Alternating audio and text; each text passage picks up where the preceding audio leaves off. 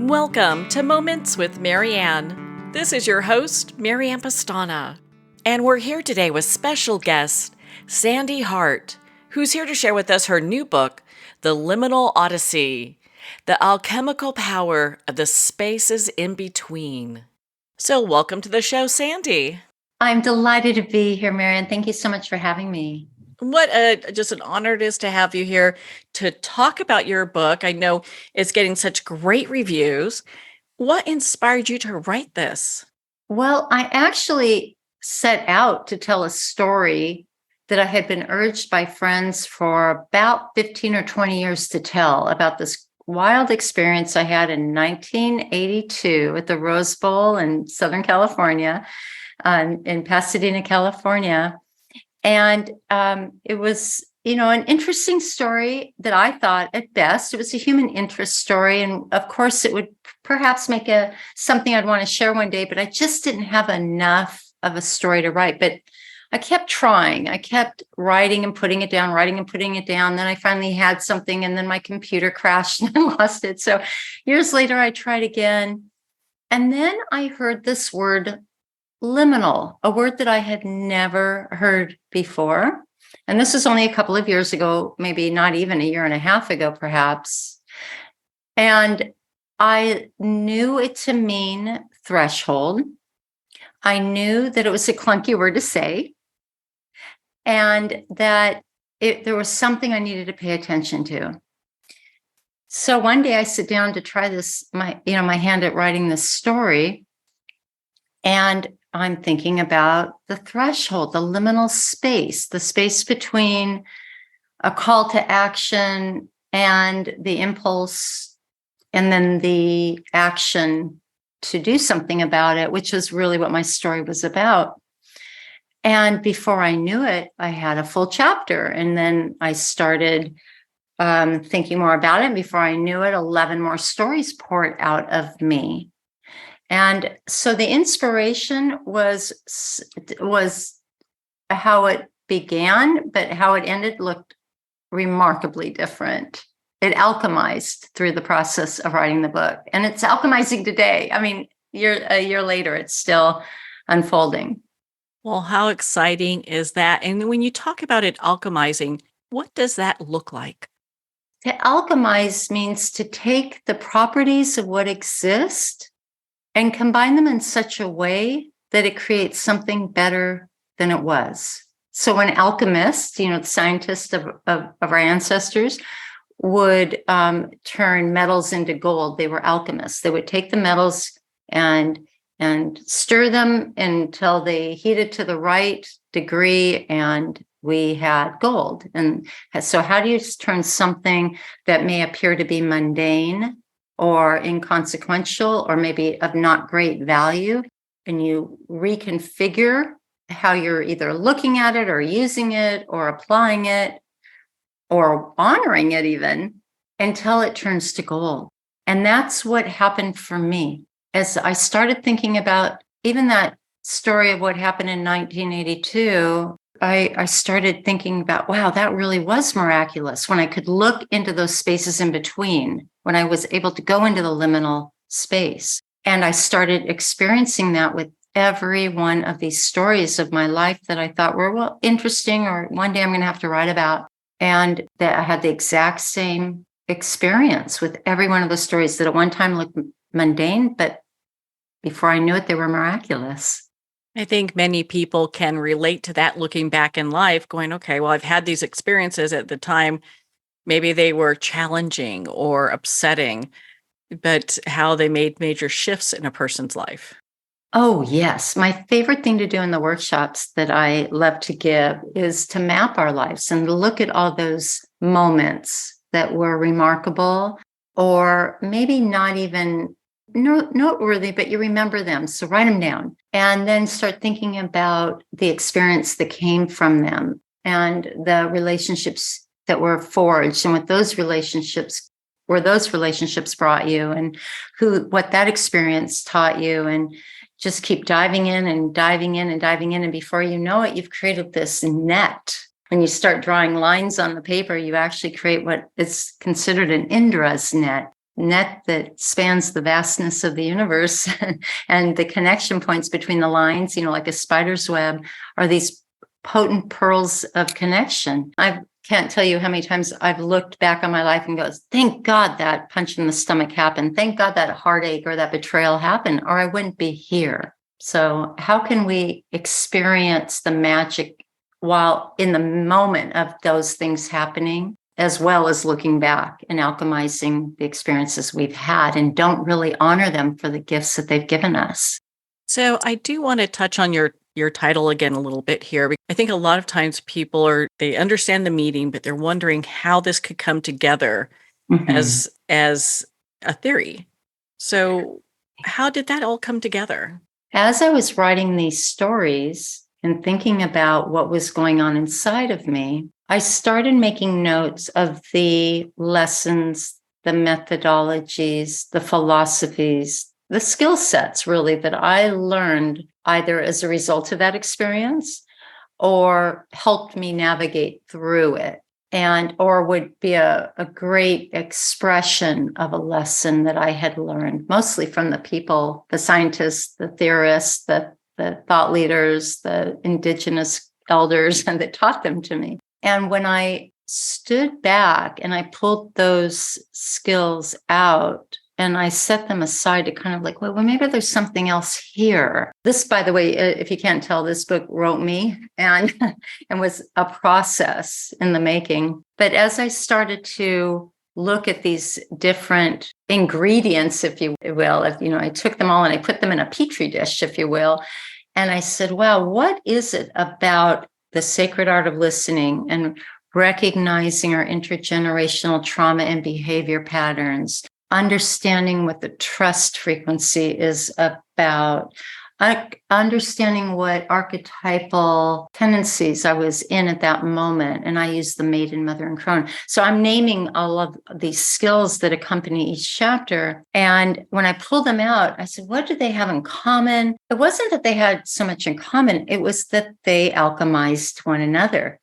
There was alchemy there when I put them together and I practiced them together, which is what I was doing as I'm writing the book. I'm actually practicing them collectively. They became their own skill set. They became greater than the sum of their parts when they were working together, because you can't, in order to practice awareness, that takes a condition of listening and vice versa. To understand intergenerational patterns, we have to first be prepared in a condition of trust. They all work as building blocks and a support mechanism together. So how does this work in our life in real, how does this really show up in our lives? Take what skill sets that you already have and write them out. Consider some of the skills that I mentioned, such as practicing body awareness, doing some processes on intergenerational behavior patterns, understanding what it means to practice the sacred art of listening, and add that to your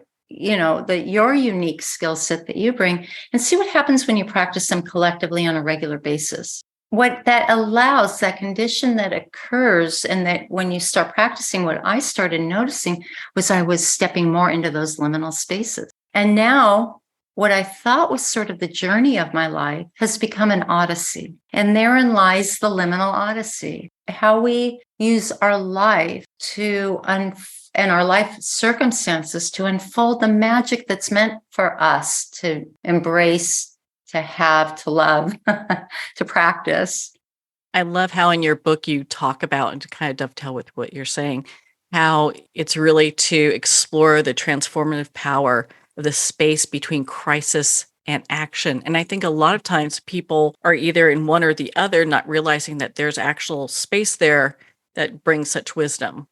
Yeah, thank you for pointing directly right to the space, because that's exactly it. It's the sweet spot of where we have choice. Yet, like me, I wasn't very good about slowing down to the speed of awe and wonder about what was going on. Like me, I responded from a very emotional place, and it's gotten me far.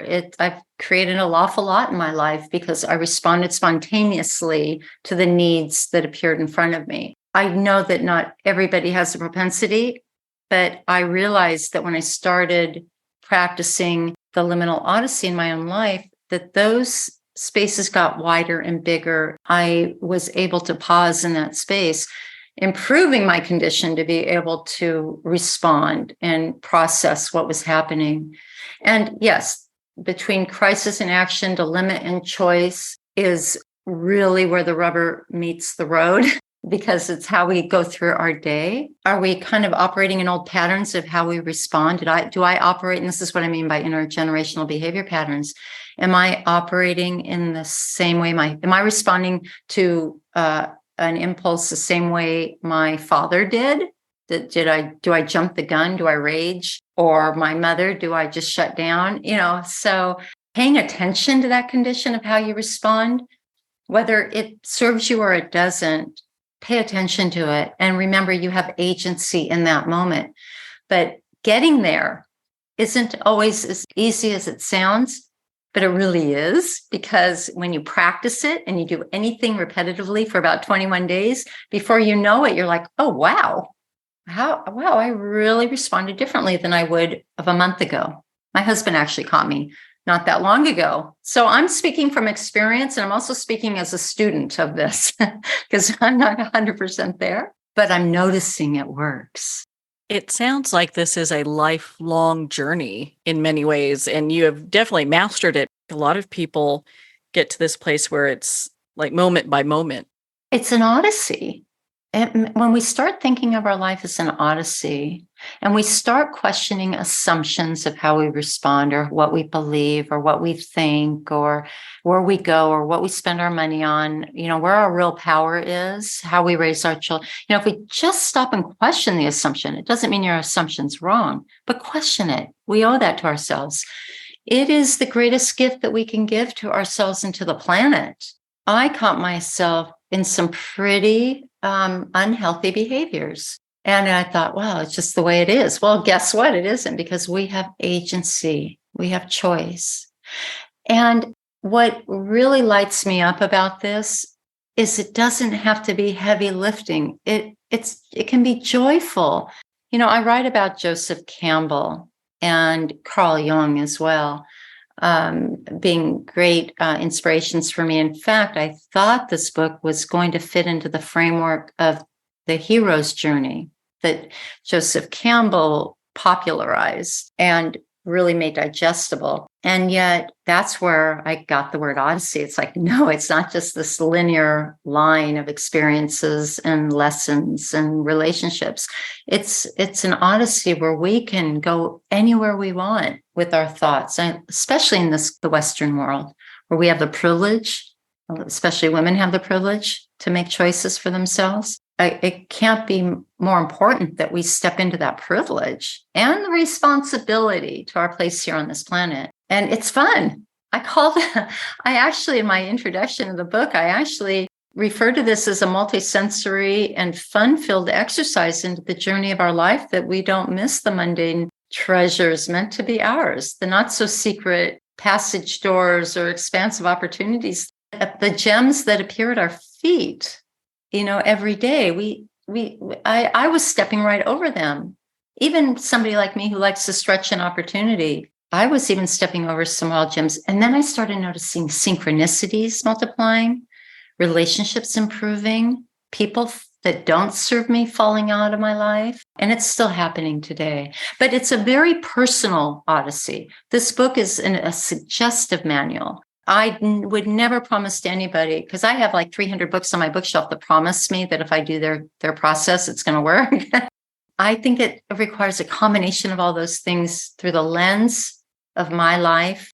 And I want the same for my readers, who all have a different culture, a different viewpoint, different experiences, different levels of place in the world, everything, so it's a template. It's really a contemplative template. It helps us, through joy and bliss, really find what is our planetary assignment and have a blast getting there. I'm sure there are a lot of people that want to sign up for that right now. Like, We go, how did I do that? How did I get there? But you touch on some things that we would think that's pretty, in many ways, are pretty basic, but they're almost life skills that I think we need to relearn when you talk about the sacred art of listening. yeah. That's such a big deal because communication has evolved into another kind of arena. And, communication and listening tend to kind of go out the window sometimes. Oh, sure. And we've sort of been conditioned to that. We've been conditioned to listen to sound bites 15 seconds now by the commercials we see. Buy our stuff and you'll be happy, rich, thin. We don't have enough time to really stop and think, wait, does that truly make me happy? So we've been conditioned to receive information at the rate of a tsunami coming at us. So we really have been taught not to really stop and contemplate. Kay Lindahl was one of my first mentors in the community building work I did as an interfaith activist of women. She founded the Listening Center. As I say in the book, conjures up an image of a place that you go to learn how to listen, but it's really the center of who we are. And to listen, there's a beautiful poem that she taught me, a quote actually by Douglas Steers. To listen another soul into a condition of discovery and disclosure may almost be the greatest service one human being provides for another. And I get chills. I've got full body right now. I have been in her workshops over the years. I have practiced the skill of the sacred art of listening. Listen for understanding. Pay attention to if we're listening to respond or listen, well, take that out of your vocabulary right away. And really, when you do that, and when you give these pregnant pauses after someone's done speaking, to really absorb what they're saying, but also let them know that you heard them. Because we're so used to keeping a banter, a pace, a cadence, and if I don't interject, I won't get my voice heard. So there's that condition that exists, but you can actually alchemize an environment by being that listening presence for another and really letting them experience what it's like to be listened to, a condition of discovery and disclosure. And it was the pregnant pause that I always find difficult. That uncomfortable listening, like, am I supposed to be saying something right now? But I got used to it. So listening is really critical, especially when we consider that we only remember about 17% of the information we take in a day, and half of that we remember over time. So we're only really capturing meaningful conversation of about 8% a day. Let's pause on that. I think we can actually, because if you think about all the information we take in, that is not much. And how well are we listening? And also, how are we listening to ourselves? Right? Are we really giving that same respect and reverence to what our body is saying to us? Are we, if our stomach is hurting when we're hearing information, is that not a glaring sign that we should really pay attention to, what we're hearing? So it works both ways, internally and externally. And the best advice I can give is just practice listening. Just try to listen carefully about what you're hearing and not to be so quick to respond and see what happens. Well, I love how you talk about, and you touched on this a little bit ago, it's just a lot of the assumptions and the pre-programming that we have grown into with the different families and environments and cultures that we have grown up with. And just the assumptions that we have and how we just take those for granted and perpetuate them as well. Stopping and asking about those, I thought to be so powerful.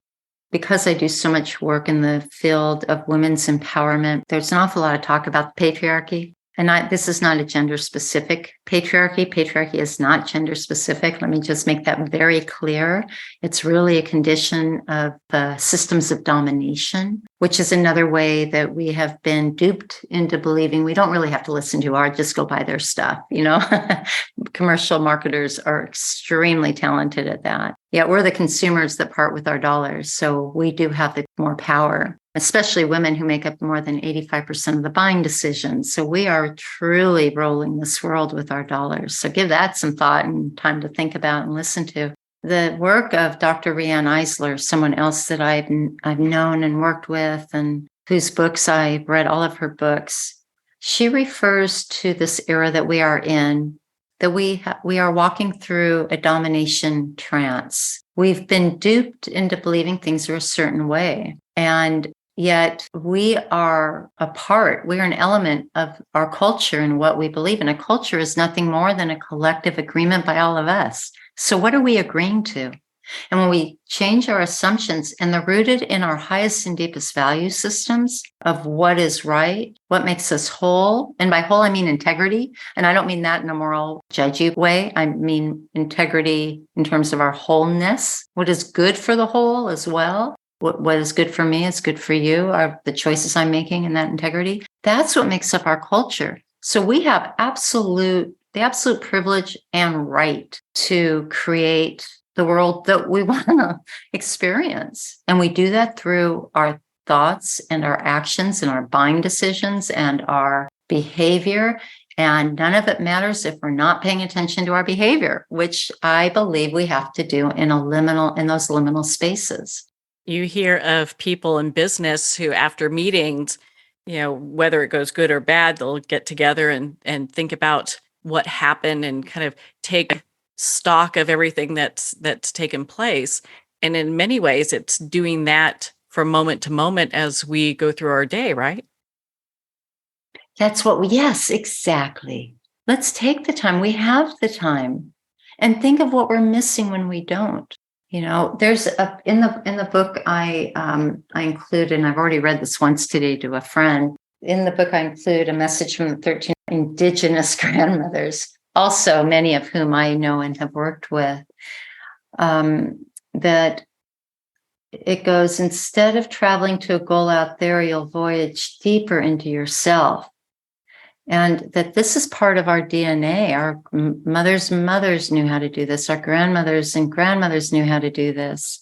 Yet here we are. We've forgotten that. We've become separate from even our own good sense, even because do we not trust ourselves? Therein lies the trust frequency, another skill that I could not live without, honestly, or I wouldn't live in my integrity without. But it's really informed me in everything I do, and I'm making better choices, So, yeah, you're right. It's all about stopping throughout our day and paying attention. Even if there's a practice you can do, and to train your brain, which neuroscience has taught us that we can do. And I learned this skill in my early 20s when I was entering into the world of sales.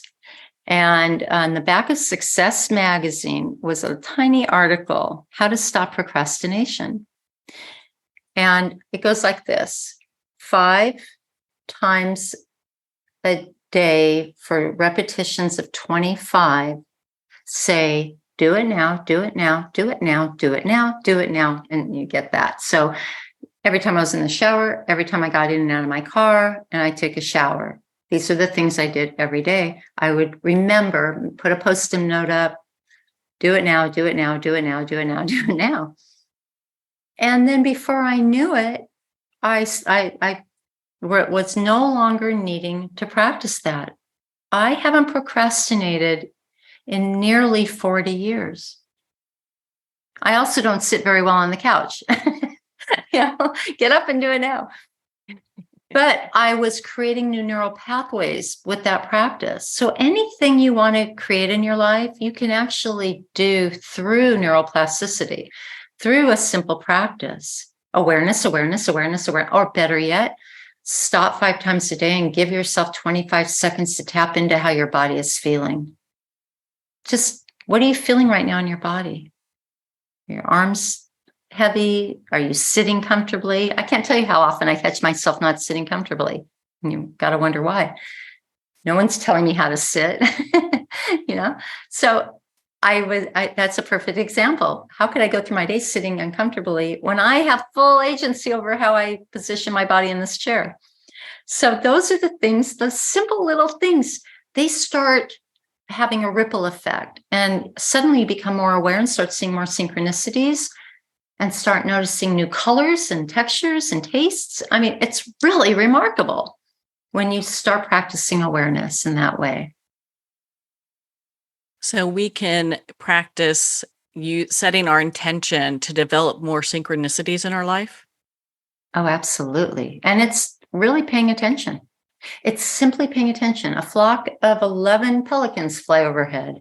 It's like, okay, let's count them. Oh, 11. Funny. I was just having this conversation with my friend that it was 11:11. And funny, I just bought lunch and it was $11. Yeah, those sort of things start when we give something the care and the thoughtfulness of what we're saying, even if it seems to have no particular relevance. Pay attention to it. I believe that's how spirit talks to us, through synchronicities and whispers and all other kinds of ways, but definitely through synchronicities. Earlier, you touched on trust, and I'd love for you to expand on that for our listeners. So what type of role does trust play in all of this? Oh, I think trust is the bonding agent to all of the skills that we have to practice. Trust that we live in a supportive universe that only has designs for our greatest outcome. Trust that whatever happens to us happens for us, which might be kind of a cliche statement. You might have heard that many times.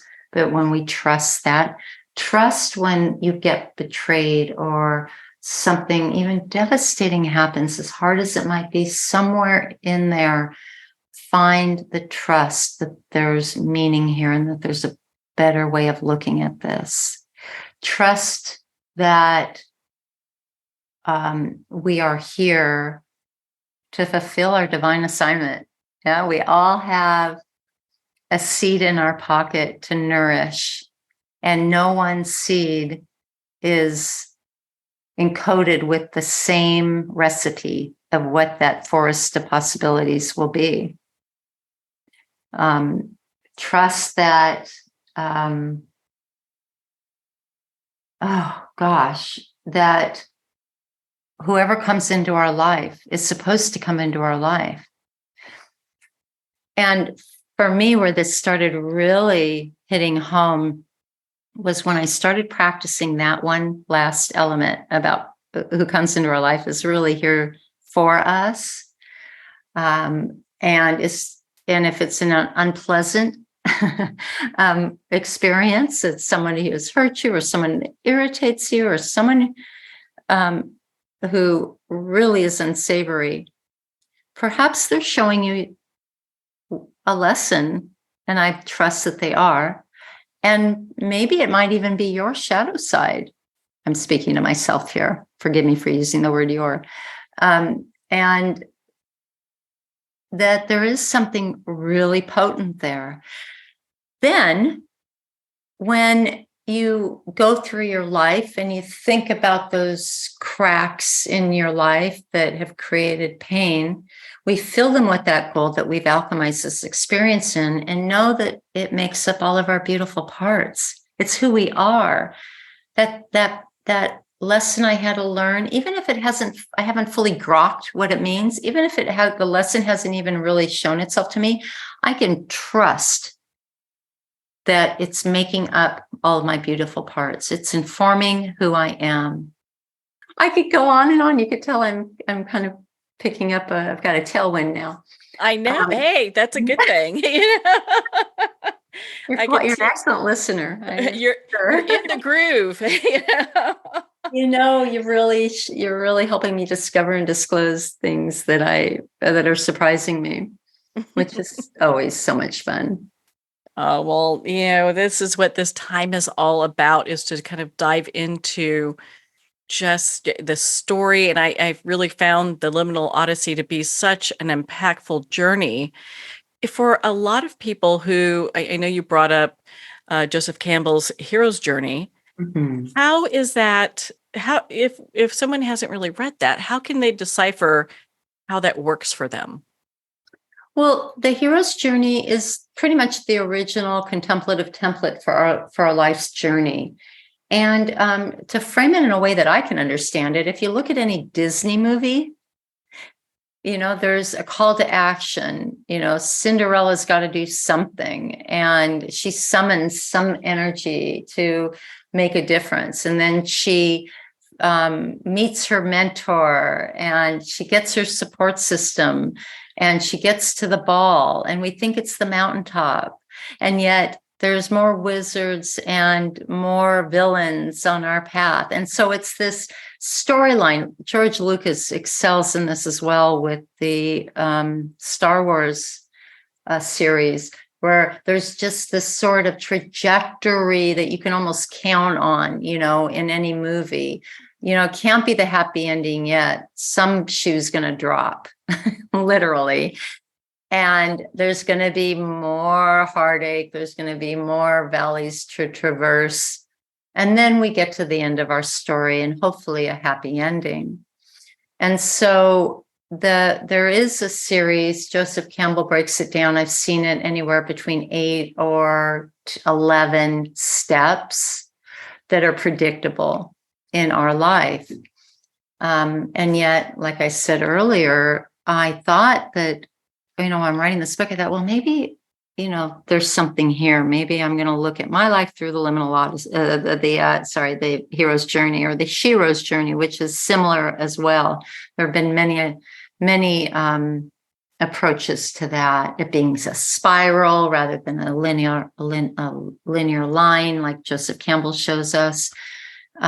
Yet neither hit the mark for me. There was something in between that was missing. There wasn't anything said about what do we do with when the shoe drops? How do we navigate that? What do we make of it? How much time are we wasting and, crumbling to the floor because it happened? And what will these skills help us navigate through this space? So that is where I'm like, okay, I can't really touch or draw out what that journey looks like. And then I got the vision of thinking about George Lucas. And those are, those scenes, the first time we ever saw that Star Wars opening, the opening of Star Wars, and the first time we ever get the concept of a spaceship going through the absolute vastness of the universe and turning left or turning right. And it just there was a whole different paradigm, no matter what direction you turned. And it was like the Wild West, the wild frontier. There was wide open spaces everywhere. So how do you draw that? You can't write that out on a piece of paper and say, here's how the liminal journey goes. It's truly an odyssey. And it's time, and it's okay not to be able to fully articulate it, because I believe these times are calling for new creativity in how we think. And I know that physicists are exploring this new quantum reality as the second quantum revolution. Our minds are speeding up. The pulse of the planet is speeding up. And so our tension is speeding up. Our creative minds are speeding up. If you're out there and you realize, wow, I'm just having all these epiphanies and I'm grasping new concepts, that's part of the evidence of this quantum revolution that we're in. And just kind of bringing it down down to a granular level, that that it's time for new creativity and dropping these structures of the way things used to be. It's part of that assumption, right? Assumption, okay, by now I should be meeting my villain. Oh, I called him into my life. Here he is, Now I should be going to this direction or that direction, or I'm not seeing all the other things in between those steps. So and I hope that Joseph Campbell would be happy about the fact that this concept that he really kind of created the basic framework, the scaffolding for, gave us context, is being stretched and alchemized. Do you find that sometimes people are like, okay, well, I don't know if I can go into that liminal space because I'm not ready to deal with my family trauma or my traumas. I know all my shadows are there, my shadow side. I don't want to deal with any of that, or I'm afraid to deal with it. Do you get that often? Well, yes, I do. They're okay with it. I might be here saying, that there could be a shadow side that you're going to want to shine some light on, literally and figuratively. And they're like, no, it's okay. That gives me strength. That protects me. And as long as it works for you, I'm not, I don't have a perspective. I know it works for me. And I know that there are certain relationships in my life that, perfect example, that I actually write about. But I get really vulnerable in this book. I figure if this is my swan song and I want my grandchildren to read it, I want them to know all the dirty details. I left a lot of things out too, but I was not, I didn't hold back on telling some vulnerable stories. And one is that I noticed, and it wasn't that long ago, patterns of relationships that I wondered if I was sabotaging. I kept experiencing the same sort of folk in my life, the same sort of poor behaving people, and working in this peace industry. Why can't we all get along? Because everything I do is on social impact, right? Whether it's a compassion movement or, creating a unified field in the world of humanity, and of course, interfaith work and multicultural work and being allies to peoples of color and all of that, that there's so much, there were so many relationships that were constantly breaking down in sort of the same pattern. And so it wasn't working for me. So I was willing to go there. I needed to. I was tired of blaming others. Or I figured if I'm seeing that same pattern in everybody, what if it were me? What if I was the issue in here? What if I was making this all up? What if I was creating these scenarios and actually sabotaging what happens and leading those relationships in that direction? And I was telling this to a friend of mine, and she had this download, and she turned to me quickly and she says, aha, you need to do some intergenerational trauma work. Something happened in your past, some condition that needs clearing, keeps reappearing, so you'll deal with it. And she goes, go home, light a candle. If you have an altar, create an altar, and just start calling in your ancestors, your or whoever your source is, the ascended ones, whoever you may have your source. Or if you don't go there, call in a friend who's passed. Just connect with someone on the other side and start asking questions. And I started asking questions, and I just started, realizing slowly through a process of doing this that there was abandonment in my past, that there was not a sense of feeling like I belonged in any particular group. There was kind of a sense of not feeling enough, which I know is a condition for a lot of women. That's that sense of I'm not enough. And I was certainly the poster child of that. No matter, and in the light of all these great things I'm I'm creating in the world. These organizations that I'm launching that are international and having impact, I still am having this internal crisis. But it was going through that process because I was ready to do it. So I can't judge or suggest to anybody that they should do it, but I sense that the time will come where someone realizes that this isn't working for me. And every book that I have on my shelf isn't working. I'm going to try this one more thing that it's an open space. It's an invitation for you to look at what you've already got, stir it up with a few other skills that I mentioned, or any or all of the ones that I mentioned.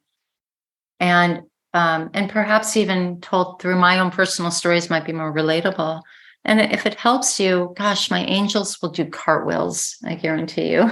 Well, that's always good. We like angels doing cartwheels, Well, it's just interesting when we look at that because sometimes I've heard people say they're afraid of getting into these spaces where they would have to deal with this, but I think you're right, without a doubt. There's so many people that were tired of having things be the way that they've been. So let's change it up.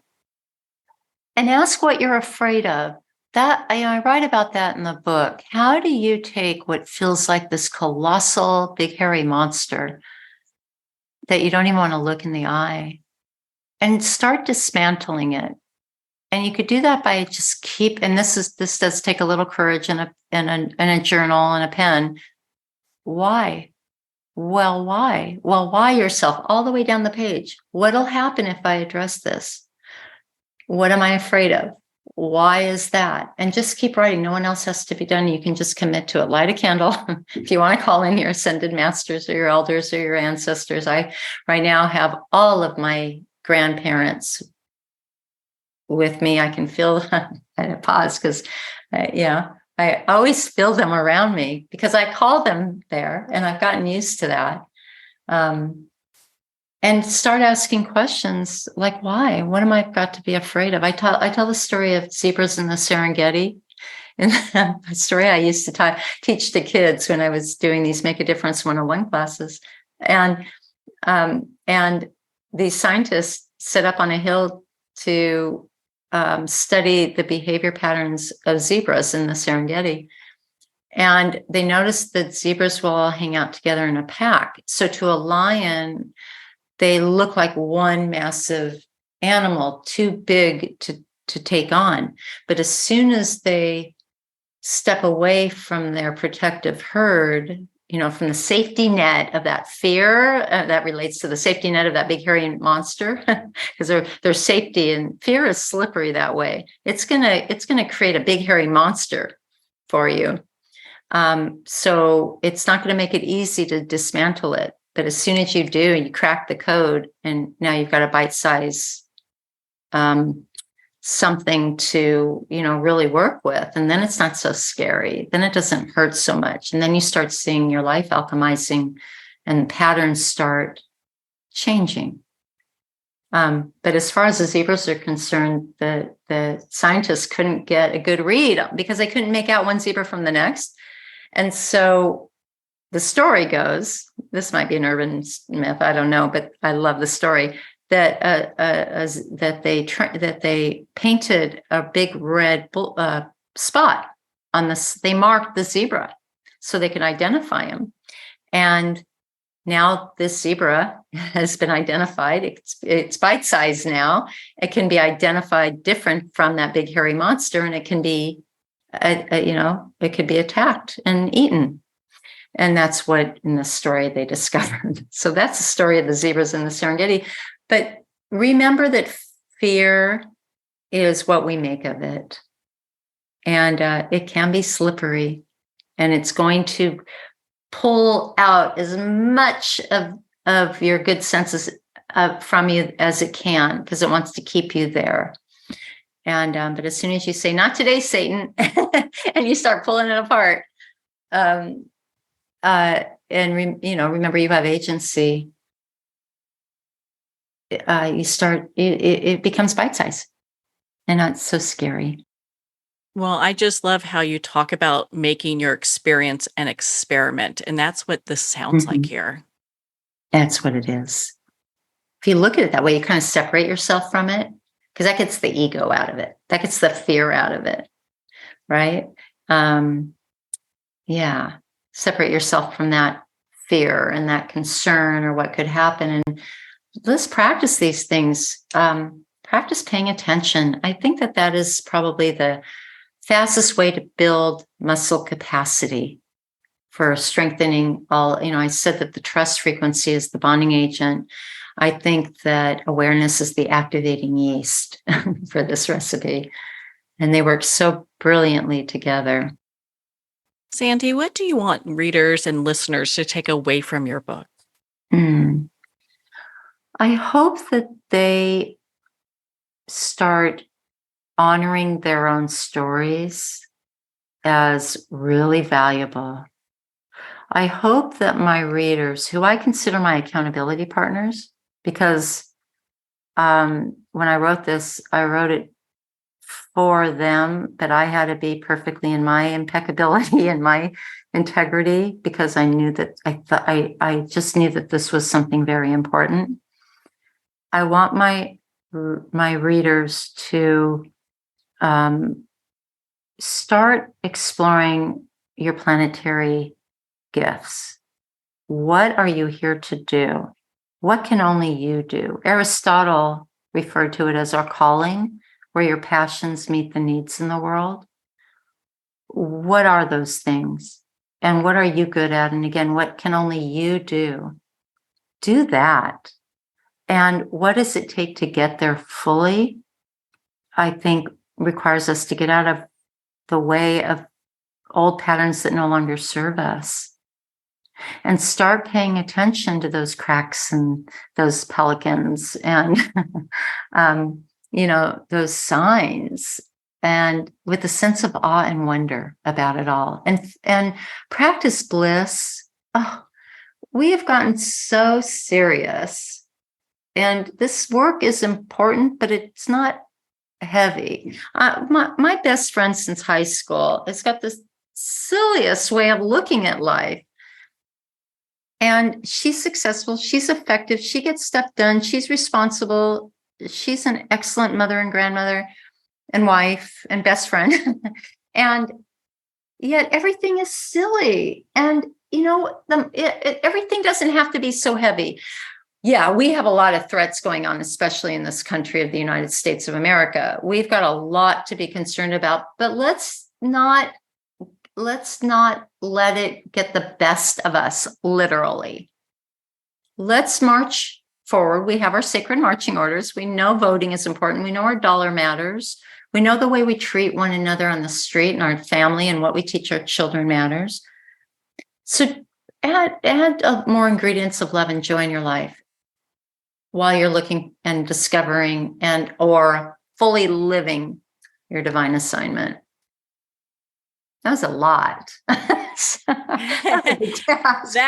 that is really important. I love it.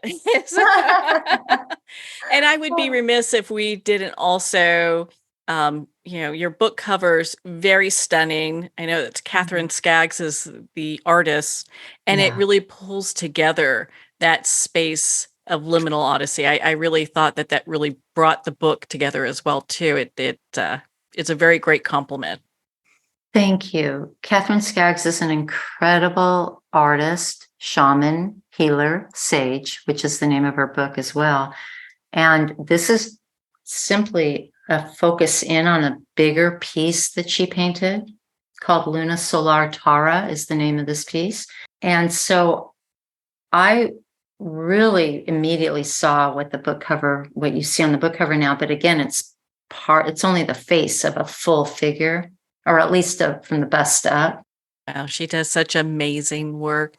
Sandy, where can our listeners connect with you and be part of your community and learn more about your work? Thank you. Well, there's liminalodyssey.com. The women's interfaith work that I do in the world is Sarah4hope.org, or you can just get everything at sandehart.com. Well, Sandy, thank you so much for taking the time to be on the show with us here today. Marianne, thank you so much for your exceptional listening skills. Well, thank you, Sandy. It has been such an honor to spend this time with you and to talk about your new book, The Liminal Odyssey. So, do you have a small business or book that you think should be on the radio? And the social media algorithms have changed so much that you just can't connect with your target market? Well, you're not alone. That's why so many people are choosing to advertise on radio.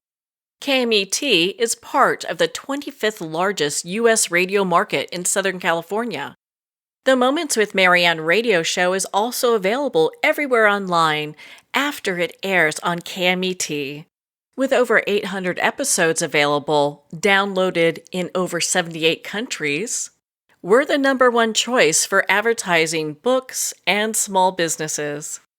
So visit my website at mariannepastana.com for more information on how you can advertise on KMET AM/FM. Well, we're going to pause here for a quick moment. We'll be right back after these messages.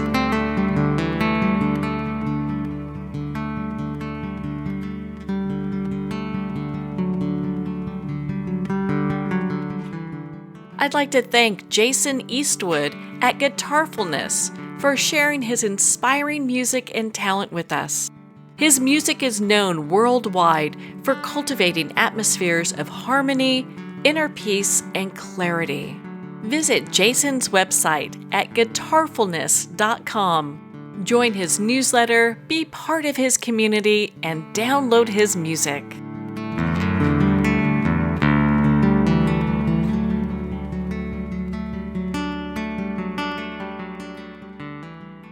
Well, we're at the end of our time today. I'd like to thank everyone for tuning in. You've been listening to Moments with Marianne, where we make every moment count.